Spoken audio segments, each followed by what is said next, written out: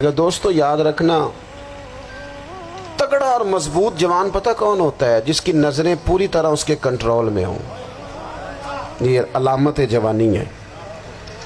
جس آدمی کا پوری طرح دو لوگ دنیا میں کبھی کوئی کارنامہ سر انجام نہیں دے سکتے، ایک جو حرام کھاتا ہو، ایک جس کی نظر ناپاک ہو۔ محمد بن قاسم جب یہاں آئے تھے نا تو ایک دن بڑے پریشان تھے، تو ایک بزرگ کہنے لگے آپ کیوں پریشان ہیں؟ کہنے لگے راجہ دہر سے مقابلہ ہے اور ہماری فوج تو سندھ کے رستے بھی نہیں جانتی، زبان بھی نہیں جانتی، لڑیں گے کیسے؟ دو چار دن کے بعد ان بزرگوں کی دوبارہ محمد بن قاسم سے ملاقات ہوئی تو بڑے خوش تھے۔ کہا اب آپ کیوں خوش ہیں؟ کہنے لگے وہ میرا مقابلہ نہیں کر سکتا، میں نے تحقیق کر لی ہے۔ کہا کیوں؟ کہنے لگے نظر کا گندہ ہے، اور جو نظر کے گندے ہوتے ہیں وہ میدانوں میں ٹھہرا نہیں کرتے۔ میدان کے لیے نکلنے کے لیے پاک جوانی کی ضرورت ہوتی، تطہیر مزاج ہونا ضروری ہوتا ہے، پاکیزہ افکار اور سچی اور سچی ستھری سوچوں کا ہونا ضروری ہوتا ہے۔ اس لیے فرمایا کہ میرا مقابلہ نہیں کر سکتا۔ حضرت عبداللہ ابن حذافہ کمرے میں تھے تو وزیر کی بیٹی اندر سجی سنوری پہنچ گئی۔ جیسے ہی آپ نے اس کفر کی چال کو دیکھا تو تیمم کر کے نفل شروع کیے۔ وہ ساری رات بیٹھی رہی، رب کا بندہ ساری رات عبادت کرتا رہا۔ عبادت بڑا سہارا ہے، مصلی بڑا سہارا ہے اللہ کے بندوں۔ صبح دروازہ کھولا، وزیر نے اپنی بچی سے پوچھنا چاہتا تھا رزلٹ کیا نکلا، تو وہ کہنے لگی پیچھے ہٹ جا، اب تیرا میرا تعلق کوئی نہیں، میں نے نبی پاک کا کلمہ پڑھ لیا۔ اس نے کہا میں نے بھی زمانہ دیکھا ہے، پر یہ کیا لوگ ہیں، کستوری کے بنے ہوئے، سندل سے دھلے ہوئے، کہ میں ساری رات کمرے میں رہی اور 100 اور 1000 آدمی جس جوان کا مقابلہ نہ کر سکے، اتنا طاقتور جوان کمرے میں رہا اور اسے نظر اٹھا کے نہ دیکھا۔ او کچا رنگ للاری والا جڑا چڑھدا تے لیندا رہندا ہے، اے عشق تیرے دا رنگ محمد چڑھیا پھر نہیں لیندا۔ میں کہا ایک دفعہ نظر اٹھا کے نہیں دیکھا، کمال ہو گئی۔ اتنے بڑے لوگ، اتنی بڑی سعادت مندی، فیروز بختی، معاملہ فہمی حد ہو گئی۔ اللہ اکبر۔ دوستو بادشاہ جب پوری طرح ہار گیا نا، اس نے کہا مار دو۔ تیل گرم کیا ایک کڑاہی میں، اور جب آپ کو اس میں ڈالنے لگے تو آپ کی آنکھوں میں آنسو آ گئے۔ بادشاہ کا خیال ہوا شاید نرم ہو گئے ہیں، کہنے لگا روئے کیوں؟ فرمانے لگے سوچتا ہوں جان ہی ایک ہے، کتنا مزہ ہے اس کی راہ میں جان دینے کا، کتنی لذت ہے اس کے نام پر مرنے میں، کتنا لطف ہے۔ جے تو چڑھیا اتے دار بھی نہیں تے جے تو وکیا عشق بازار بھی نہیں، تے ایڈا سستا سودا پیار بھی نہیں، تے ایڈا سستا لبدا یار بھی نہیں۔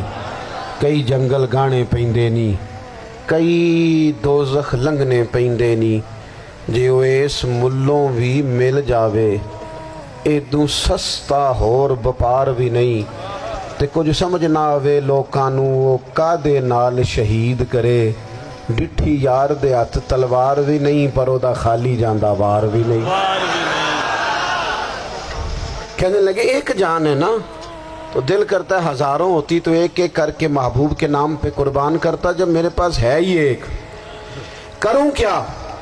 حضرت عبداللہ ابن حذافہ رضی اللہ تعالیٰ عنہ جب روئے اور بادشاہ نے یہ بات سنی تو بادشاہ اٹھ کے کھڑا ہو گیا، سارے وزیروں مشیروں کو کہنے لگا تم نے کہا تھا نا بندہ ضائع کرنے والا نہیں، یہ بھی ضائع کرنے والا نہیں۔ کہنے لگا میرا ماتھا چومو، تم جیسے لوگوں کو قتل نہیں کرنا چاہیے، آزاد کرنا چاہیے۔ عزیز اپنی زندگی سے نا یہ بہت زیادہ ہرس، ہوس، طمع، اور یہ کسی بات کی بھی ہو، ہرس صرف پیسوں کی نہیں ہوتی ہے، شہرت کی بھی ہوتی ہے، یہ بیماری انسان کو اقتدار کی بھی ہوتی ہے، تعریف کی بھی بیماری ہوتی ہے، یہ سارے نقص ہوتے ہیں لوگوں کو، اور معاذ اللہ بعض جبوں کبوں کے اندر بھی ہوتے ہیں، وہاں بھی پنپتے ہیں۔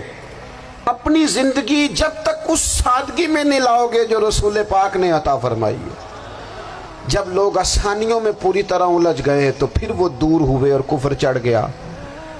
دوسری بات، اللہ کے محبوب صلی اللہ تعالی علیہ وسلم کی محبت ہم سے تقاضا کرتی ہے کہ ہم اس مشن کے لیے کام کریں جس مشن کے لیے رسول پاک نے کام فرمایا ہے۔